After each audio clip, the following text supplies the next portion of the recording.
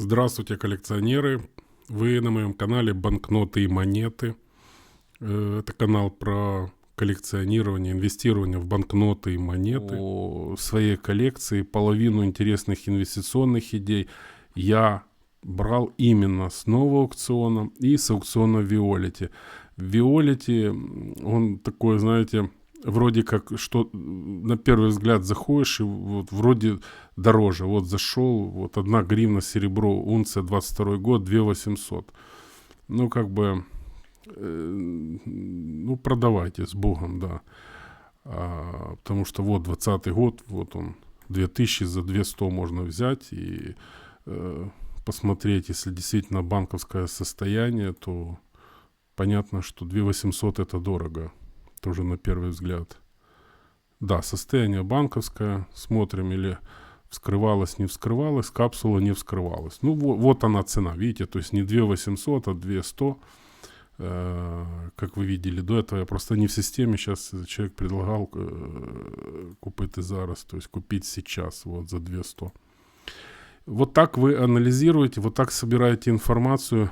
И с этих мест вы можете покупать. Я уже сказал, что не покупать дешевые банкноты. Всегда учитывайте стоимость доставки. В Украине там доставка, по-моему, новой почты до 100 гривен. Вы можете спокойно Укрпочтой пользоваться. У меня огромный опыт работы с Укрпочтой. И, наверное, я единственный человек, который скажет, что у меня не было ни одной проблемы с Укрпочтой никогда. Была одна манюсенькая проблемка. Мне поставщик пересылал из Украины банкноты. По трек-номеру пропали они. Все. То есть они попали в Киев, дальше информации неизвестно. Но через какое-то время я их тупо здесь у себя в Европе получил. Хотя по трек-номеру они вроде пропали. Я написал письмо, мне тут же ответили с Укрпочты, что они ищут, что они то, что они это. Они потом еще 3-4 письма прислали. Пока я им потом не отписал, что все, спасибо, я получил. Претензий нет, до свидания. Вот. По поводу того, как пересылаться и обмениваться, поскольку в Украине дешевый почтовый сервис, можете пользоваться Укрпочтой и новой почтой. Если вы будете иметь какие-то отношения уже по миру и с разных стран заказывать банкноты, естественно, пользуются обычной почтой и пересылают, внимание, письмом.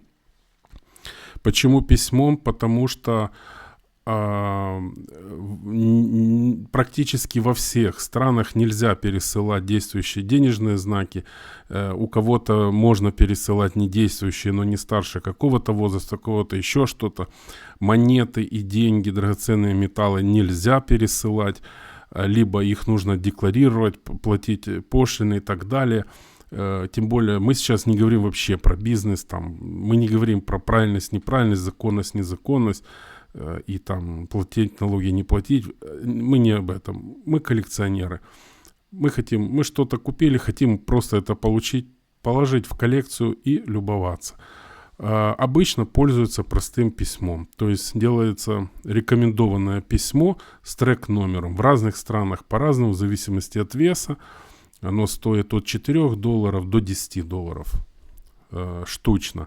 Поэтому это тоже учитывайте. Если вы берете какую-то банкноту за $1 и минимально, скажем, с Восточной Европы, с любой точки Европы, значит, ну, одна банкнота, я думаю, $5 будет стоить пересылка. Вот вам и цена в 2 раза. Это тоже учитывайте. Почему я говорю, не спешите, спокойно. Учитывайте все нюансы. Зарегистрируйтесь на ресурсах, на разных. Вот, ну, LX можно пользоваться, почему нет? Можно. Банкноты 200 гривен, 200 гривен и 200 гривен. Смотрим, что у нас здесь по номиналу. Ну, он не продаст, конечно.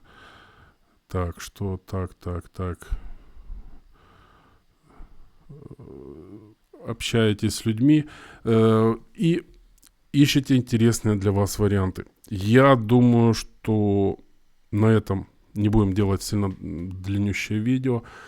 Подписывайтесь на канал, ставьте колокольчик, чтобы получать уведомления. Комментируйте, обязательно комментируйте. Я не профессиональный блогер, и мне интересно будет какое-то ваше мнение. Возможно, вам что-то интересно, чтобы сделать с этого видео. Всего доброго. Пока.